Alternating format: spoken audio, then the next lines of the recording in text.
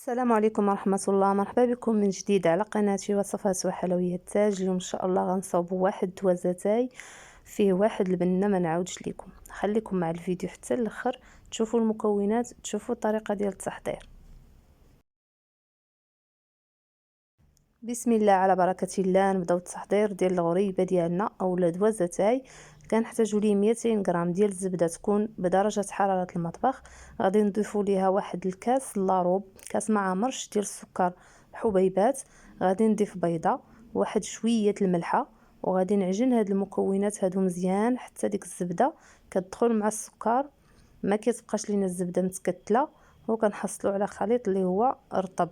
ونبداو نضيفوه في الزيت حتى هو باش يدخل لينا مع باقي المكونات. صافي من بعد ما عجننا الزبده مع السكر والزيت وحبه ديال البيض، غادي نضيف دابا المكون اللي كيجيب لينا هاد الحلوى هذه بنينه اللي هو الصابلي. عندي جوج ديال صابلي ديال درهم طحنتهم، عمروا لي كاس ديال العنبه، كاس ديال العنبه ديال صابلي مطحون ديال صابلي ديال الكوك. وغادي نضيف جوج ديال المعالق كبار عامرين ديال نشا اولا مايزينا. غادي نضيف فلون ديال الكراميل اللي حتى هو كيزيد واحد البنه خطيره على هاد الحلوى هذه. صافي ونعجن هاد المكونات هادو نخلطهم مزيان.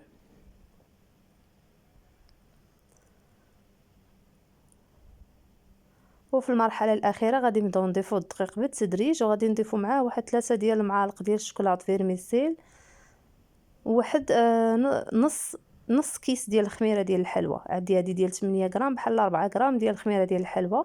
ما نكثروهاش باش الحلوى ما تسيحش لينا في الفران وتبقى محافظه على الرشمه ديالها. درنا فيها نشا حتى هو باش يخلي لنا ديك الرشمه اللي غادي نديرو فيها تبقى باينه. صافي ونبقى نضيف الطحين بالتدريج بالتدريج حتى نحصل على واحد العجينه اللي هي ما تكونش قاصحه وما تكونش رطبه بزاف، حيت فيها الزبده. الا رطبنا العجينه راه غادي تسيح لينا في الطاوه وكلشي يتخلط.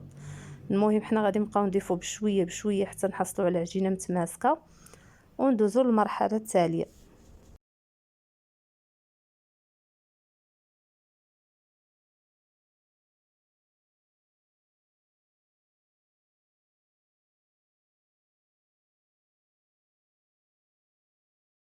اذا هذا هو القوام ديال العجينه كيف ما كتشوفوا شاده في راسها.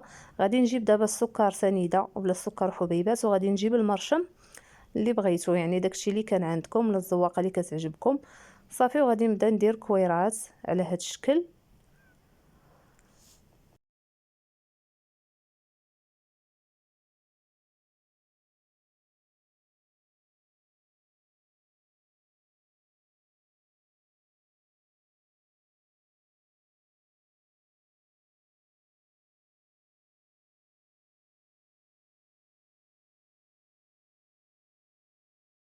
ومن بعد غادي نبدا نمرمد هذوك الكويرات السنيده والمرشم ديالي حتى هو ندير فيه اما سنيده اما الطحين على حساب واش كيلصق ولا لا، ونطبع الرشمه اللي بغيتو. الرشمه اللي كانت انا درت جرب جوجات، ولكن غادي نكمل غير بوحده.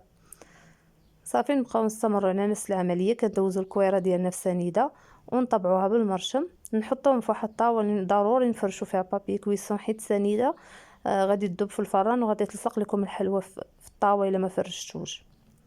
صافي نبقى نكمل على نفس الطريقه حتى نكمل العجينه ديالي كامله، وندخلها الفران يكون مسخن من قبل، ونطيبها على عافيه مهيله باش طيب يدخل معها الطيب حتى من الداخل.